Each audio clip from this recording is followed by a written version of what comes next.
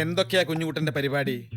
ആദ്യം എണ്ണ തേച്ച് ചൂടുവെള്ളത്തിൽ ഒരു കുളി, പിന്നെ ഭക്ഷണം കഴിഞ്ഞ് ഇവിടെ സ്കൂൾ വരെ ഒന്ന് പോണം. കുട്ടികളെ ഇവിടെ തന്നെ ചേർക്കാൻ പറ്റുമോ നോക്കണേ. തിരിച്ചു വന്ന് ഊണ് കഴിച്ച് സുഖമായിട്ടൊരു ഉറക്കം. എന്തേ? അത് ഇന്നത്തെ പരിപാടി. ചോദിച്ചത് അതല്ല. അല്ല, ഞങ്ങൾ ഇനി എന്നും ഇവിടെ തന്നെ കാണുവേ. സ്വന്തം ഭാര്യ വീടിന്ന് കുളിച്ചുകൊണ്ട് ജീവിക്കാന്ന് പറഞ്ഞാ അതിന്റെ സുഖം ഒന്ന് വേറെ തന്നെയാണ് അളിയ. ആ സുഖം ഇനി ഇവിടെ നടപ്പില്ലളിയ.